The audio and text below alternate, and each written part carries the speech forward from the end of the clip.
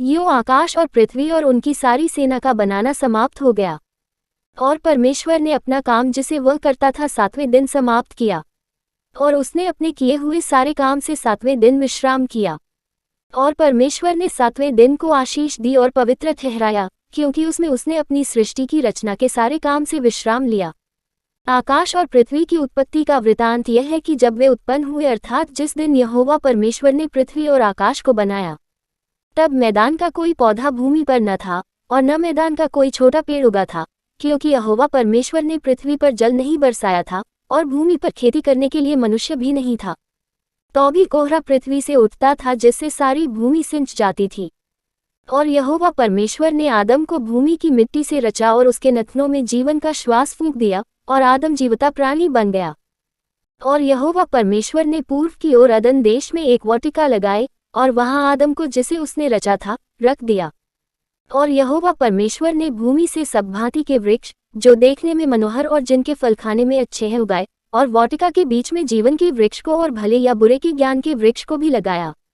और उस वाटिका को सींचने के लिए एक महानदी अदन से निकली और वहां से आगे बहकर 4 धारा में हो गई। पहली धारा का नाम पीशोन है। ये वही है जो हवीला नाम के सारे देश को, जहां सोना मिलता है, घेरे हुए है। उस देश का सोना चोखा होता है, वहां मोती और सुलेमानी पत्थर भी मिलते हैं। और दूसरी नदी का नाम गीहोन है। ये वही है जो कुश के सारे देश को घेरे हुए है।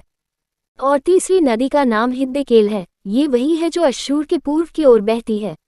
और चौथी नदी का नाम फरात है। तब यहोवा परमेश्वर ने आदम को लेकर अदन की वाटिका में रख दिया कि वह उसमें काम करे और उसकी रक्षा करे।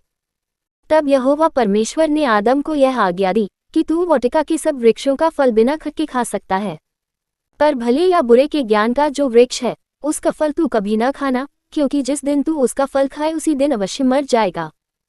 फिर यहोवा परमेश्वर ने कहा, आदम का अकेला रहना अच्छा नहीं, मैं उसके लिए एक ऐसा सहायक बनाऊंगा जो उससे मेल खाए।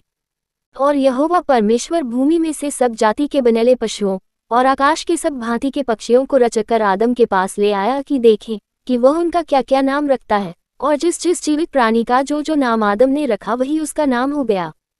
सो आदम ने सब जाति के घरेलू पशुओं और आकाश के पक्षियों और सब जाति के बनेले पशुओं के नाम रखे, परंतु आदम के लिए कोई ऐसा सहायक न मिला जो उससे मेल खा सके।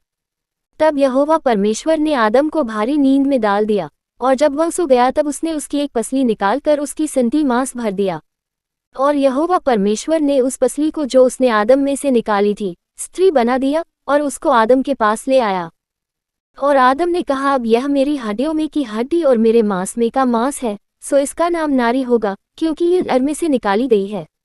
इस कारण पुरुष अपने माता पिता को छोड़कर अपनी पत्नी से मिला रहेगा और वे एक तन बने रहेंगे। और आदम और उसकी पत्नी दोनों नंगे थे, पर लजाते न थे।